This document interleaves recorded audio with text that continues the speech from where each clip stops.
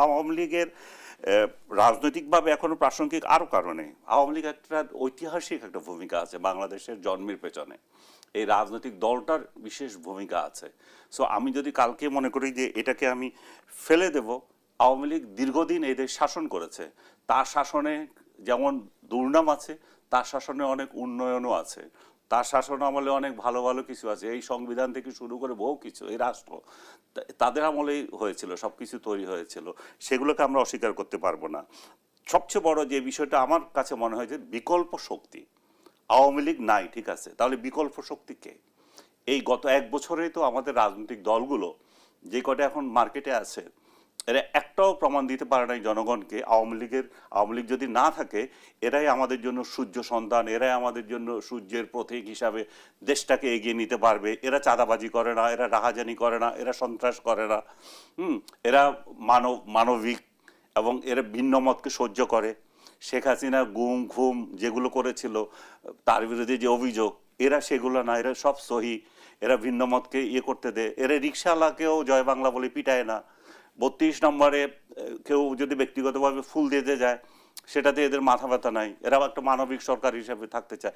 এই এই যে জিনিসগুলো যদি তারা যখন বিরোধী দল, ওই ধরনের একটা বিরোধী দলের অনুপস্থিতি, তখন কিন্তু এই সমস্ত প্রশ্নগুলো আসে এবং নতুন প্রজন্মের কাছে কিন্তু নেতৃত্ব এবং আত্মসমালোচনা আর গণ আস্থার যে সংকট, যে সেটা যারা এক বছর আগে যেভাবে দেখেছিল সেইভাবে তারা যে হতাশার দিকে যাচ্ছে, সেই সব কারণেও আমি বলতেছি যে এদের আগামীতে বা এই সরকার বা আগামীতে যারা আসবে তাদের ব্যর্থতা যত বেশি হবে, আওয়ামী লীগ তত বেশি প্রাসঙ্গিক হয়ে যাবে। আবার আওয়ামী লীগকে এখন আলোচনার বাইরে রেখেছেন আপনারা এই জন্য যে তারা পতিত, তাদের সাথে আপনারা কথা বলবেন না।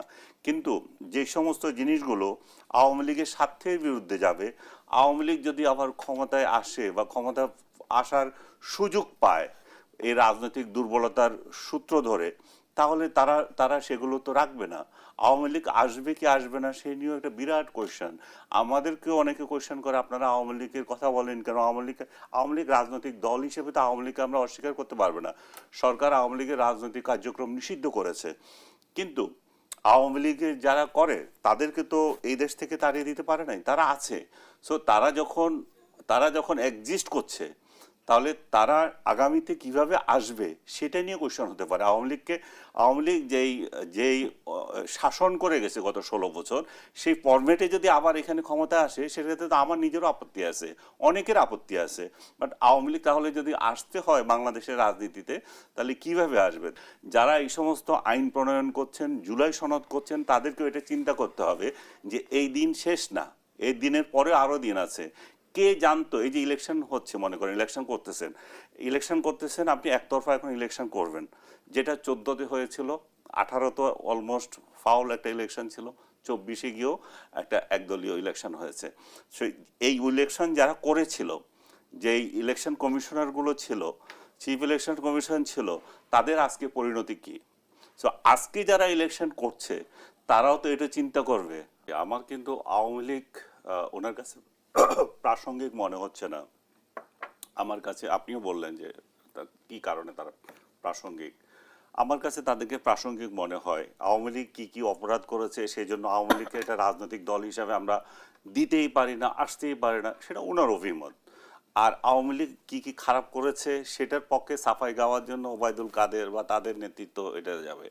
আমার আমার ব্যক্তিগতভাবে আমার তো কোনো এখানে কথা বলার কিছু নেই। আওয়ামী লীগের বিরুদ্ধে যদি কেউ বলে কিছু, আমি যেটা বলতে চাচ্ছি যে আওয়ামী লীগ কেন প্রাসঙ্গিক আমাদের রাজনীতিতে।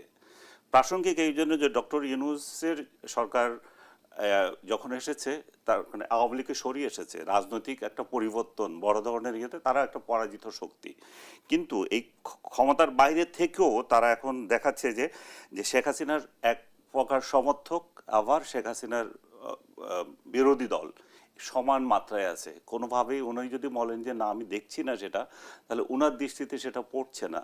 তাহলে সোশ্যাল মিডিয়া দেখছেন না, উনি মানুষের সঙ্গে মিশছেন না। উনি টেলিভিশনে টক শো করে আমরা বেড়াচ্ছি, শুধু সাধারণ মানুষের সাথে আমাদের কথা নাই। বাজারে যাচ্ছি না আমরা, বাজারের লোকদের মতামত কি আমরা সেটা দেখি।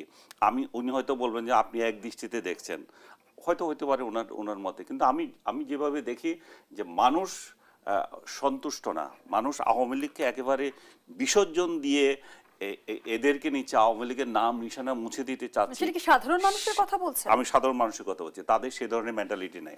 আর আবার এই পরবর্তী সরকার যদি অনেক ভালো করে তাহলে আসবে না। আপনি আরেকটা প্রশ্ন তুলছেন যে আওয়ামী লীগ এত কেন থাকতে পারবে না, কারণ হচ্ছে তাদের অ্যাট্রোসিটি ছিল এই যে 24-এ। তো অ্যাট্রোসিটির দিক থেকে তো জামাতে ইসলামের অ্যাট্রোসিটি কম ছিল না। সেই রাজনৈতিক দল কি এখন নাই? তারাও তো আছে।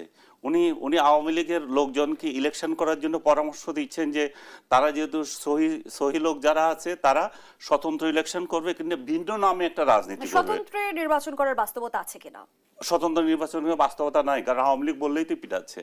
এখন আওয়ামী লীগের পক্ষে কথা যায় বলেই তো আবার ট্যাগ দিচ্ছে যে বোধহয় আওয়ামী লীগ হয়ে গেছে। তো যে আমাদের কথা বললে যখন ট্যাগ দেওয়া হচ্ছে, যারা আবার আওয়ামী লীগ সত্যিকার অর্থে করে, রাজনীতির সাথেই জড়িত আছে, তারা কিভাবে কথা বলবে? আওয়ামী লীগ তো পরিচয় পেলে আপনি গ্রেপ্তার করতেছে। আওয়ামী লীগের সংসদ সদস্য যারা আছে, অন্যায় করুক আর না করুক, ইলেকশন করছে, সেই জন্য অনেক লোক এখন জেলে আছে। সো আমি বলছি যে উনি পরামর্শ দিয়েছিলেন যে এরা নতুন নামই দল করতে পারে। জামাতে ইসলামকে কি আমরা আজকে 54 বছরও পেরেছি নতুন একটা দলের নাম দিয়ে আসতে?